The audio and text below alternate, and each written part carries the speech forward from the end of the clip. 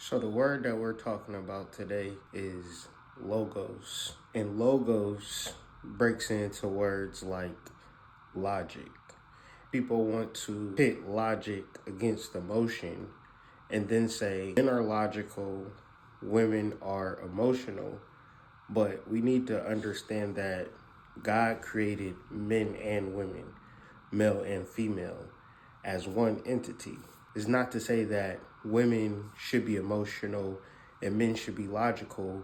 It's to say that we all should be logical because logic is connected to the logos.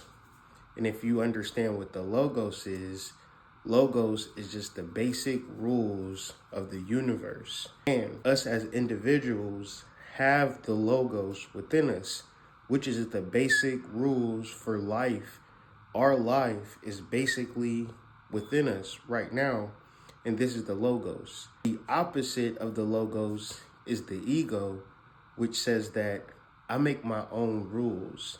And if you really think about life and making your own rules and thinking that you could do things how you want to do it, this is not tied into emotion. It's just tied into ignorance. Ignorance of certain words in certain terms.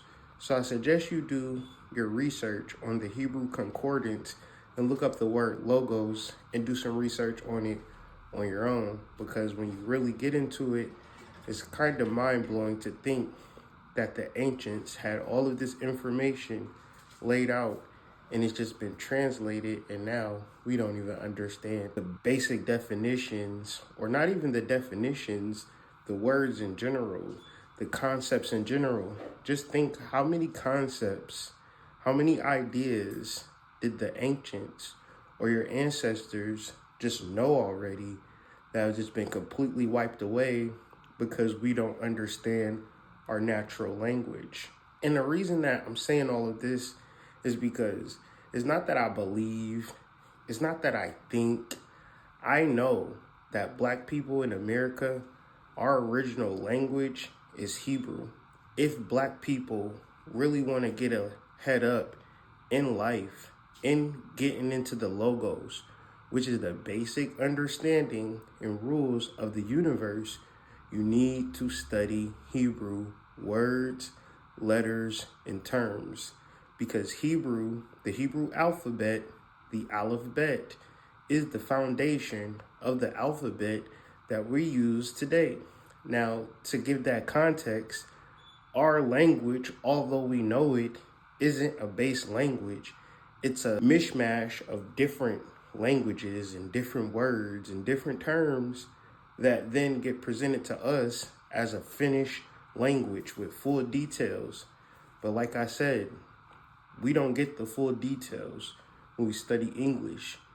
If we know letters and words as a basic fundamental structure on how to communicate with each other, communicate with ourselves, and the only language that we know is English, then there are certain major concepts and major ideas that constitute the foundation of your communication between you and God.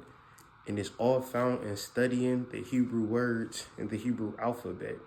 So the concept that I'm just simply bringing you today is the original foundational concept, which is logos. Logos is the word, and the word was with God. God was the word. So the word is not the, be, tree. Those aren't the word. The word is understanding the Hebrew, understanding the logos, understanding nature's universe, and also tying it all in together. We are from one source. We are one creation. And when we remember this, when we know this, when we understand this, then it's simply to deal with the fact of our oneness. Our oneness as human beings. What makes human beings different from a dog, a cat, a lion, a tiger, a bear, a hippopotamus, a giraffe? A human being is one with God, whether we know it or not. You might be trying to figure it out all on your own, using your mind, watching videos, taking notes, dating boys, dating girls, filling out job applications, scratching your head, and the whole time, the treasure, the answer is right there in front of you or right there inside of you, within you. And that structure, that rule, that foundation is simply called logos, or the fact that God lives within you through the foundation of words, concepts, and ideas. The reason why this might not be so clear to you is because those root concepts and ideas were stolen from us based upon slavery. But you know how that story went? This is how the story goes. We have the opportunity now to understand, to learn, but the idea is, what are you learning? Is what you're learning beneficial? And if not, what are you going to do about it? So if I could suggest anything, get into your Hebrew, get into your Bible, and start doing some research, decoding, and breaking these spells and breaking these codes. Peace.